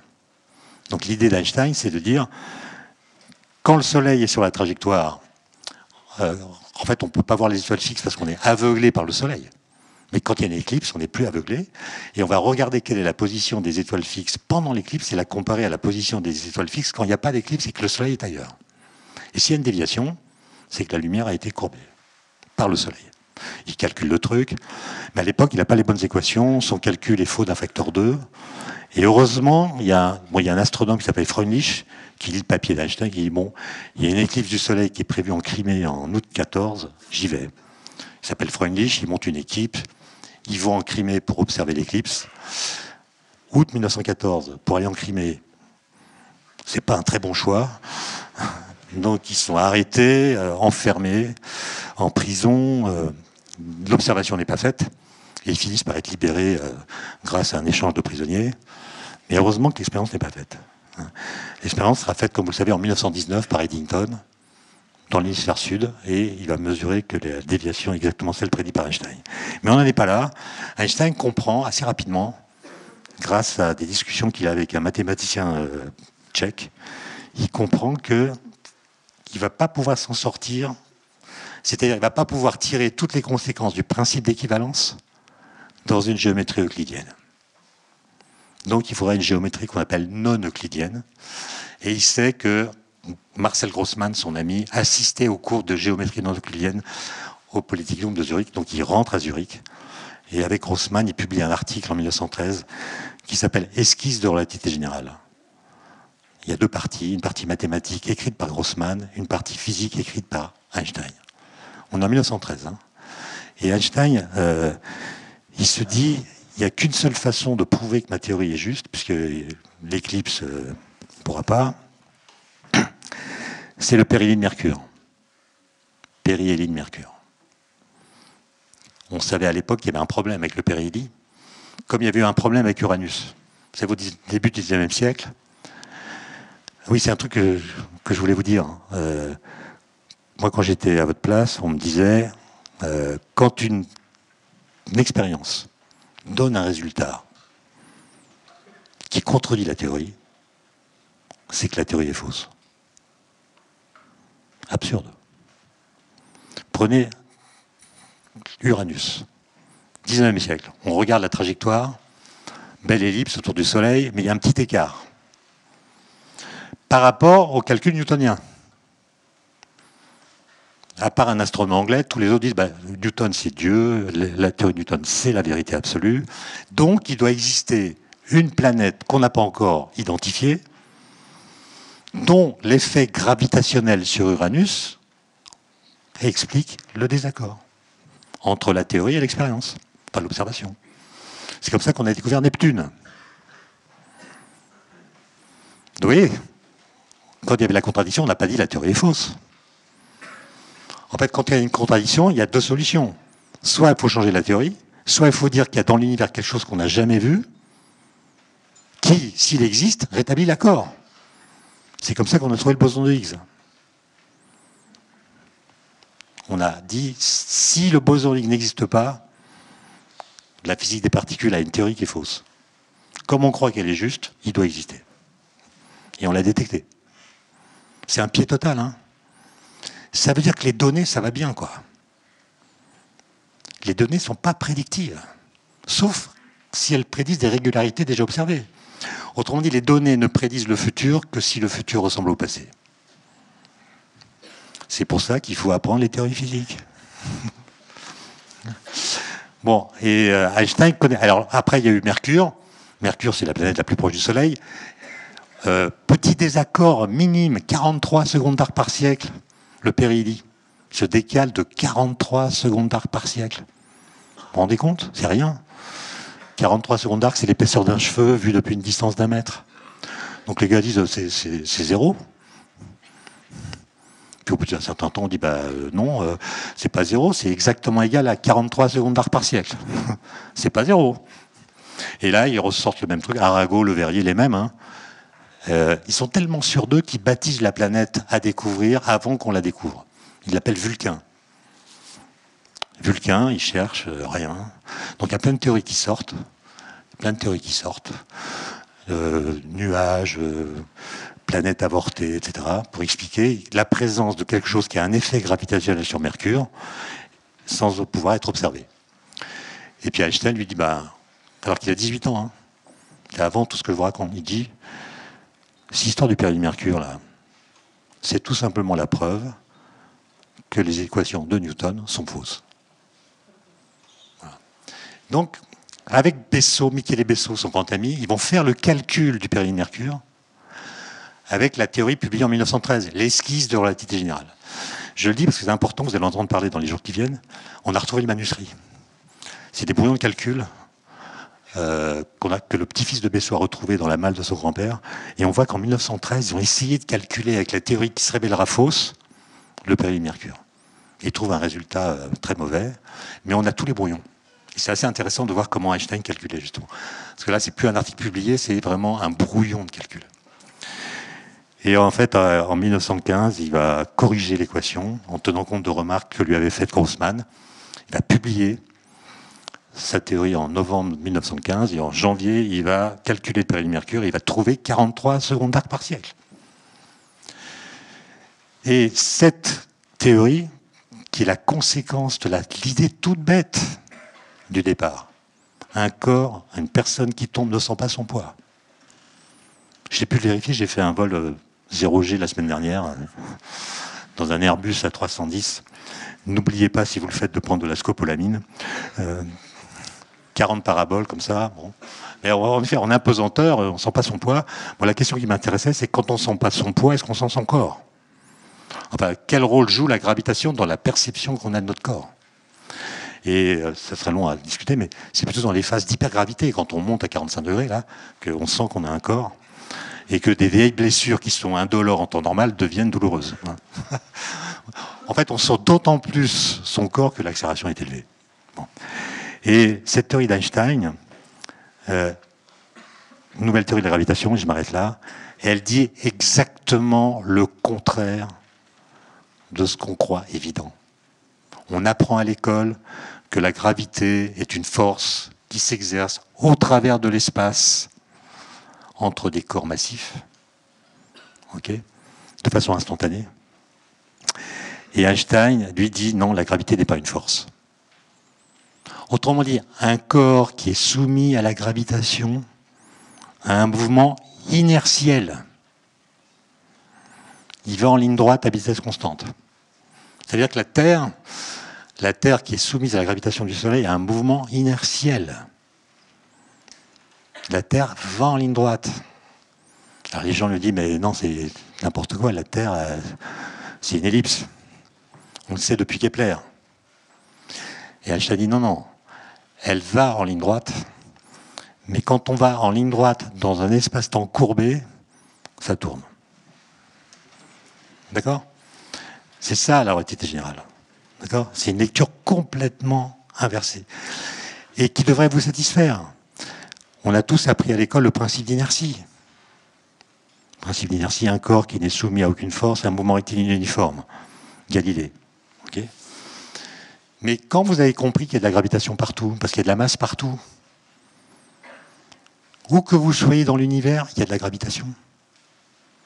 Donc un principe de physique qui commence par un corps qui n'est soumis à aucune force, ça va pas bien là. Ça n'existe pas. tous les corps sont soumis à au moins une force qui est la gravitation. Donc Einstein dit, ce principe-là, soit c'est de la métaphysique, c'est-à-dire on accepte de construire la physique sur du sable, c'est-à-dire sur un principe qu'on ne peut voir nulle part et qui n'est actuel nulle part. Soit, et c'est là qu'il est génial évidemment, soit on démontre que la gravitation n'est pas une force. Et c'est ce qu'il va faire. D'accord ? Le fait de dire la gravitation n'est pas une force, c'est le moyen qu'a trouvé Einstein de sauver le principe d'inertie. D'accord ? Voilà, je vous remercie pour votre attention.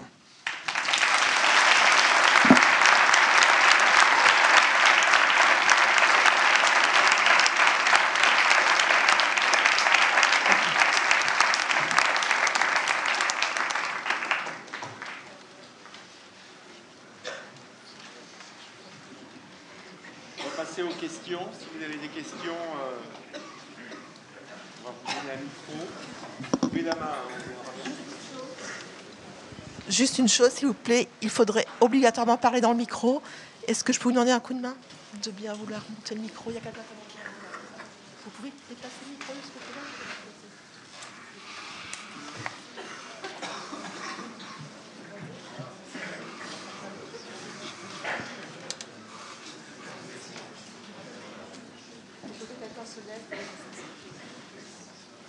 Bonjour, on m'entend? C'est bon? Oui. Je reviens sur une image que vous avez donnée tout à l'heure, qui est celle de l'ingénieur qui s'indigne devant une tribune dans un journal ou devant un reportage au journal télé. Et je voulais savoir, puisque vous avez dit que cette indignation doit s'accompagner d'action, qu'est-ce que les ingénieurs d'aujourd'hui ou nous demain, on peut faire pour prendre part au débat public, si ce n'est publier des articles qui auront, pour la très grande majorité, une visibilité très limitée. Et donc, qu'est-ce que les gens peuvent faire dans des domaines très variés pour prendre part au débat public?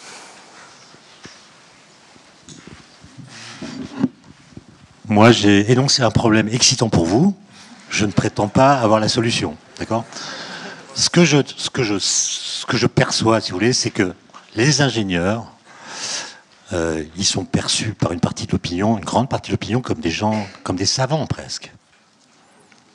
Pas toujours, mais par exemple, si vous êtes ingénieur, et si en réponse à une question posée par un élève de terminale, vous ne savez pas dire ce que veut dire E égale MC2, votre halo symbolique va tomber.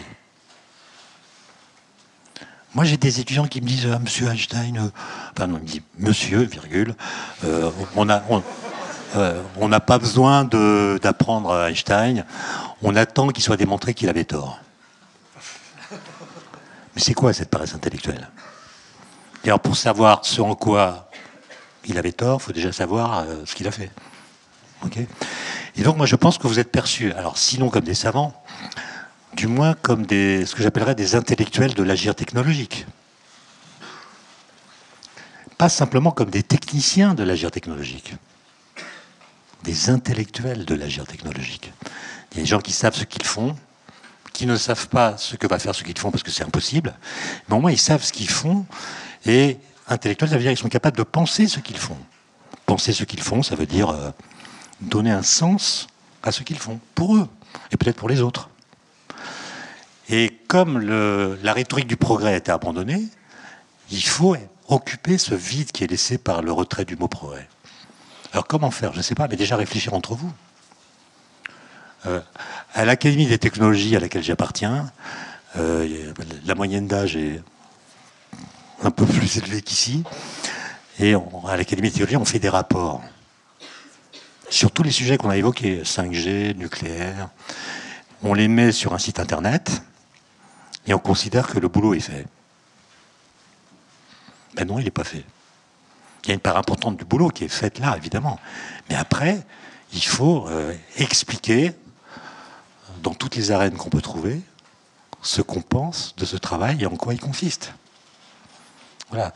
C'est ce que réclament disons, la modernité, le fait qu'il y a les réseaux sociaux, que chacun peut dire ce qu'il pense de n'importe quoi, qu'il n'y a pas de hiérarchie de l'information. Et dans cette confusion, la tentation, je la comprends, hein, c'est celle du retrait. Voilà, je suis en retrait. C'est foutraque, c'est n'importe quoi, c'est bullshit. Donc je reste dans mon coin. Mais je pense que cette attitude, même si on peut la défendre intellectuellement, n'est pas défendable en pratique. C'est-à-dire ce retrait se retourner contre vous un jour ou l'autre, dès lors qu'il y aura des débats publics, où des gens beaucoup mieux formés que vous à la rhétorique viendront dire des arguments plutôt sophistiques. Platon disait ça, hein, quand vous discutez avec un sophiste, au mieux vous faites match nul. D'accord ? Donc ça s'apprend. Alors à l'Académie des technologies, on a inventé ce qu'on appelle des jeux de rôle. Enfin, c'est pas une invention géniale, hein. Mais on demande aux gens, aux académiciens, de jouer un rôle.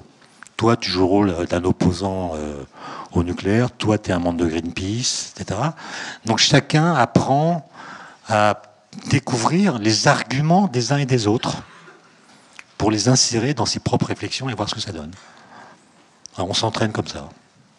Vous pouvez le faire ici, hein, entre vous. Faites des séances publiques. Hein. Faut qu'il y ait une pression quand même. Hein. C'est pas un truc à faire dans sa chambre à 3 ou 4. Hein. C'est dans l'arène. Hein.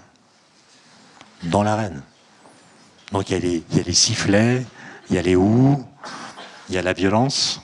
C'est ça la vie. Hein. Mais pas tout de suite. Hein. Vous avez quelques années de maturation devant vous.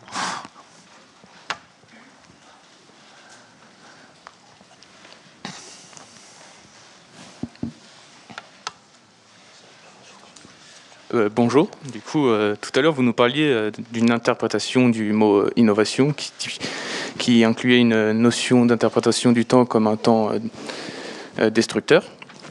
Et du coup, je ne peux pas m'empêcher de penser à l'analogie que font certains philosophes entre le temps et l'entropie. L'entropie, si on prend l'analogie comme une mesure du désordre qui ne peut qu'augmenter grâce à la seconde... Enfin, qu'on sait qu'elle ne peut qu'augmenter à cause de la seconde loi de la thermodynamique. Et donc j'aimerais vous demander, je ne sais pas si vous répondez déjà à cette question dans vos livres, mais est-ce que vous croyez en cette analogie entre le temps et l'entropie ? Et si oui, est-ce que c'est le temps, c'est la flèche du temps qui fait que l'entropie ne peut qu'augmenter ou c'est le contraire ? C'est de la provocation.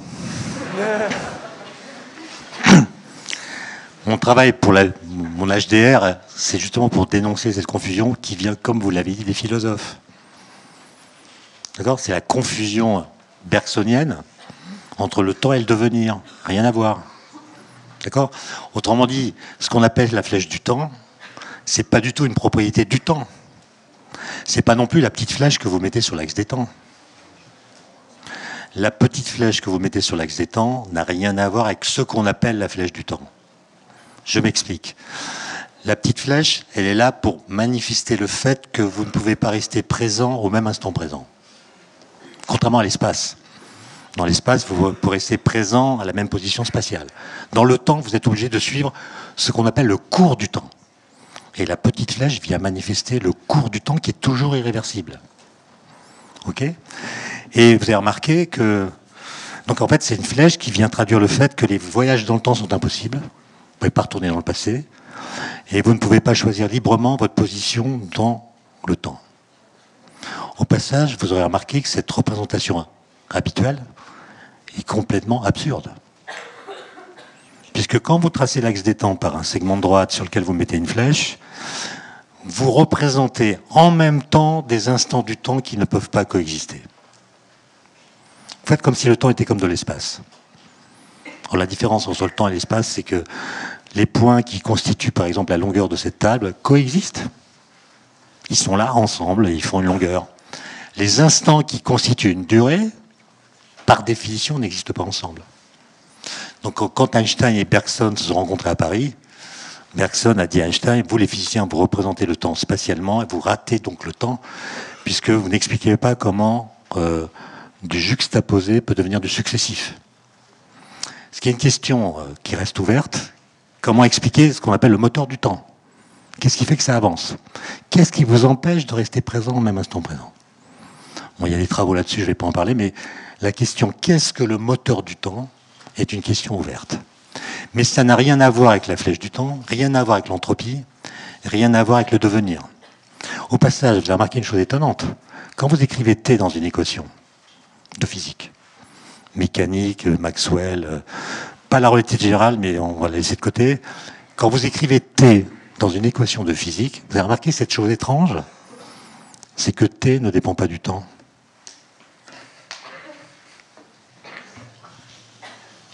T ne dépend pas du temps. Alors ça veut dire quoi? Ça veut dire que le temps ne change pas sa façon d'être le temps au cours du temps. C'est-à-dire tous les instants du temps ont exactement le même statut physique. Ils sont inédits. Chaque fois qu'un instant advient, il est inédit, mais il a le même statut que les instants d'avant ou les instants d'après. En fait, on a compris après que ça voulait dire c'est la loi de conservation de l'énergie qui est la conséquence de cela. L'invariance des lois physiques a pour conséquence la conservation de l'énergie. Et cette invariance des lois physiques, donc les lois physiques ne changent pas. Je ne parle pas des lois de la physique qui, elles, changent. Newton, c'est pas Einstein. Donc les lois de la physique, celles qu'on trouve dans les manuels, elles ont une histoire. Mais les lois physiques, celles de la nature, elles n'ont pas d'histoire. Alors vous allez me dire, c'est baroque parce que l'univers a une histoire et les lois physiques n'en ont pas. C'est quoi ce truc?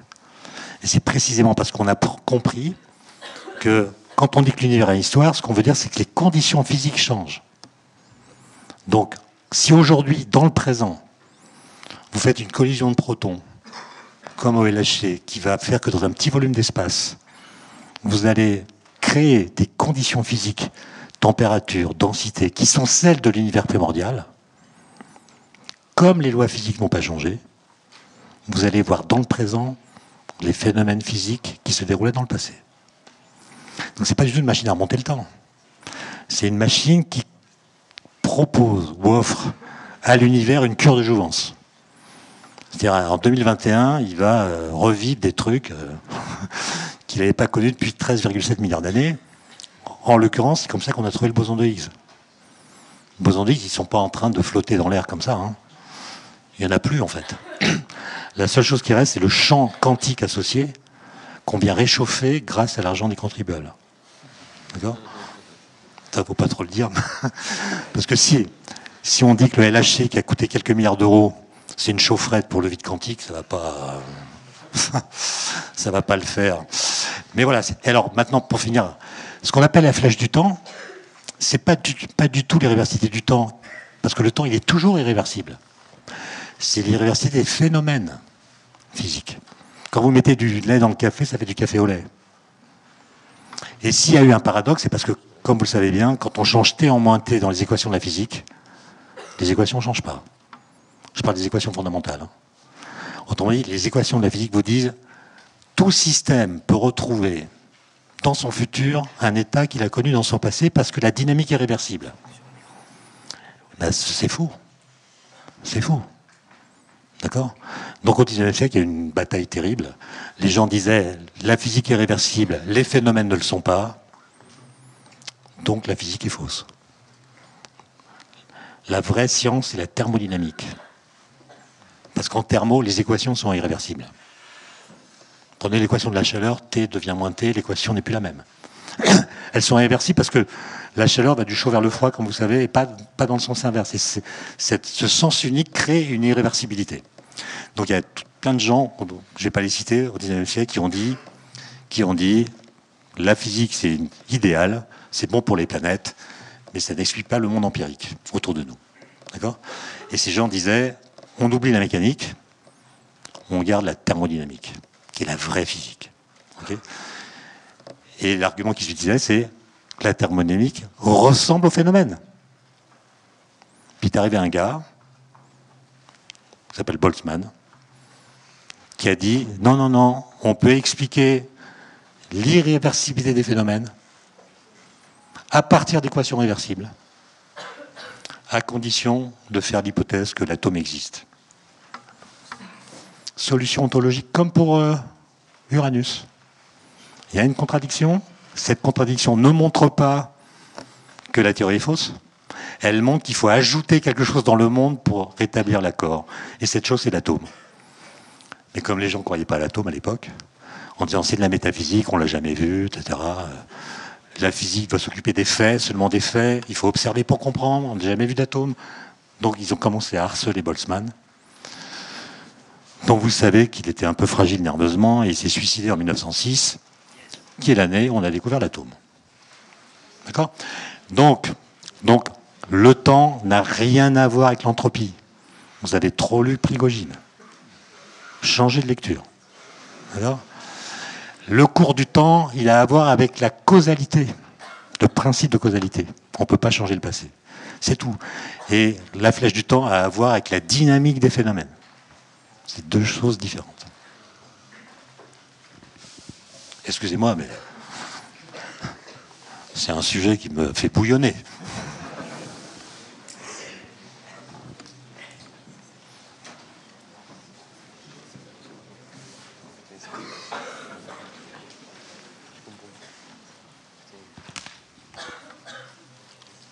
Bonjour. Du coup, j'ai une question un peu simple, mais pour vous, elle se situe où la frontière entre la physique et la philosophie ? Bah, j'en sais rien. Je sais pas.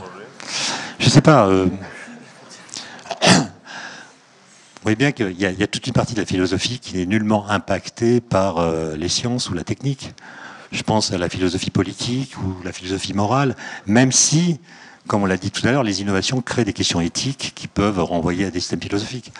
Mais en gros, la physique et la philosophie sont quand même assez bien séparées. Bon. Mais elles ne le sont pas complètement. Voilà. Moi, mon credo, si vous voulez, mon terrain de recherche, depuis que j'ai compris ça il y a une dizaine d'années, hein, c'est que la physique permet de faire ce qu'on pourrait appeler des découvertes philosophiques négatives. C'est-à-dire la physique, elle n'a pas vocation à remplacer la philosophie. Il ne s'agit pas de la coloniser. Mais il s'agit simplement de remarquer qu'il y a des découvertes faites par les physiciens qui éclairent, parfois même contraignent, la bonne façon de répondre philosophiquement à des questions philosophiques. Par exemple, si votre question, c'est le temps, alors ce que je vais dire, c'est l'utopie, hein, parce que dans la vraie vie, c'est pas comme ça que ça se passe. C'est le temps. Alors, vous vous intéressez au temps. Alors, vous voyez que les physiciens ont travaillé sur le temps depuis Galilée, mais les philosophes aussi, depuis bien plus longtemps. Aristote, Saint-Augustin, Kant, etc. Et donc, normalement, dans un monde bien fait, on regarde ce qu'a écrit Heidegger, on regarde ce qu'a écrit Kant, etc., puis on regarde en quoi les découvertes des physiciens viennent changer ou critiquer ce qu'ils ont dit. Donc ça demande un gros boulot de comprendre la physique et de lire les philosophes. En supposant évidemment que quand un physicien parle du temps, il parle de la même chose qu'un philosophe qui parle du temps. Mais s'il ne parle pas de la même chose, alors il faut changer les noms. L'un va parler du temps et l'autre parlera d'autre chose. Mais si ce n'est pas la même chose, il faut nommer ces deux choses différentes par des mots différents. Ce qui n'est pas ce que nous faisons. Et donc quand vous prenez au sérieux la physique, s'agissant de la question du temps et seulement de cette question, vous apercevez qu'il y a des tas de formes de discours qu'on peut tenir sur le temps. À cause du boson de Higgs, à cause des ondes gravitationnelles, à cause de tout ce qu'on a un peu raconté là. D'accord ? Toutes nos façons de dire le temps dans la vie quotidienne sont fausses. D'ailleurs, vous pouvez le remarquer par un exercice très simple. J'ai parlé de Saint-Augustin, il a écrit un livre au IVe siècle après Jésus-Christ, il s'appelle Les Confessions, dans lequel il y a un chapitre qui s'appelle Le temps. Je ne sais plus si c'est le 9 ou le 11, mais peu importe, vous le lire. Il fait 20 pages, lisez-le, et vous allez être très surpris de constater que vous comprenez tout ce que dit Saint-Augustin. C'est quand même bizarre, non ? Parce qu'entre Saint-Augustin et nous, il s'est passé 16 siècles, pendant lesquels on a eu Galilée, Newton, Einstein, Boltzmann et quelques autres qui ont complètement changé notre façon de comprendre le temps, sa relation à l'espace, etc. Si on avait pris au sérieux ces révolutions, elles auraient eu un impact sur notre façon de dire le temps. Elles n'en ont eu aucun. Et cette année, à la grecque de philo, pour le concours interne, le sujet c'était le temps. Et il fallait lire, pour les candidats, il y avait une liste de livres à lire pour préparer le concours, c'était Aristote, Saint-Augustin, Kant, Husserl, Heidegger, Merleau-Ponty, Bergson. Einstein, non. Newton, non. Voilà. Donc la séparation est entretenue. Vous pouvez dormir sur vos deux oreilles. Et quand on dit aux inspecteurs d'académie, quand même, ce serait le temps de faire un petit travail critique. Réponse, on n'a pas les gens compétents pour corriger des copies dans lesquelles on parlerait à la fois de Heidegger et de Einstein. Vous voyez que c'est une raison pratique. C'est pas du tout une raison intellectuelle, c'est une raison pratique. On n'a pas les gens. On ne sait pas faire. Les gens qui connaissent Heidegger ne connaissent pas Einstein, et réciproquement. Donc, voilà. On a le temps pour une dernière question. C'est pas le temps, c'est la durée. Sinon, merci. Oui, bonjour. C'est juste pour rebondir sur ce que disait Zoé. Est-ce qu'on pourrait rapprocher cette distinction entre la philosophie et la physique de la distinction qu'on fait depuis la physique moderne entre les sciences et la spiritualité et la religion? Moi, je ne peux pas répondre à ça, parce que spiritualité, ça veut dire exactement quoi? Est-ce que c'est une croyance? Est-ce que c'est une capacité d'émerveillement? Est-ce que c'est une sorte de curiosité, d'interrogation, de mystère? Est-ce que... Voilà, pour moi, c'est pas assez précis, si vous voulez. La spiritualité, est-ce que c'est simplement le fait de ressentir un mystère du monde, par exemple? Ou est-ce que ça va au-delà? Est-ce que ça s'insère dans une réflexion de type religieux? Voilà. D'accord. Moi, si vous voulez, je connais des physiciens qui sont très mystiques. J'en connais qui ne le sont pas du tout. Autrement dit, il n'y a pas de détermination directe, en tout cas, qui fasse passer de la pratique de la physique théorique à tel outil. En fait, moi, je dirais plutôt que les gens se posent des questions métaphysiques, voilà, que forcément spirituelles. La spiritualité, elle est plutôt liée à la vie personnelle, alors que la métaphysique, elle est plutôt liée à une interrogation qu'on plaque sur sa propre discipline. Par exemple, il y a une question métaphysique à laquelle on ne répondra jamais, à mon avis, c'est quel est le statut des lois physiques? Est-ce que les lois physiques sont transcendantes ou est-ce qu'elles sont immanentes? Pour le dire en termes plus basiques, si vous admettez que l'univers a une origine, est-ce qu'il est né, entre guillemets, dans un arsenal législatif qui était déjà fixé? Autrement dit, est-ce que les lois physiques ont préexisté à l'univers ou est-ce qu'elles sont un produit de l'univers? On ne saura jamais. De même qu'on ne saura jamais si l'univers a une origine. Non, on ne saura jamais. Parce que ce qu'on appelle le Big Bang, ce n'est pas du tout l'origine. D'accord? Dire que l'univers a une origine, ça veut dire qu'il a été précédé par du néant. Il n'y a rien, puis il y a quelque chose. Voilà. Si vous dites à l'origine il y a ceci ou cela, c'est pour ça que tous les discours sur l'origine, c'est un peu de la flûte. Parce qu'à chaque fois que vous nommez l'origine de l'univers, vous la contredisez. Faisons l'exercice.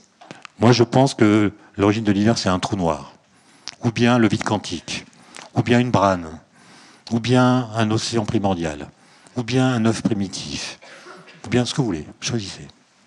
Okay? Là, vous voyez qu'il y a une question immédiate qui arrive, c'est est-ce que cette chose que vous mettez en amont de toutes les autres a toujours été là? Mais si elle a toujours été là, ça veut dire qu'il y a toujours eu quelque chose. Donc l'univers n'a pas d'origine. Ou bien cette chose que vous mettez en amont de toutes les autres n'a pas toujours été là. Elle est, disons, elle-même la suite d'une généalogie qui a commencé avant elle. Et dans ce cas-là, c'est pas l'origine. Donc à chaque fois que vous désignez l'origine, vous dites qu'il n'y a pas d'origine. Donc il vaut mieux la fermer. Voilà, un grand merci Étienne Klein pour cette conférence.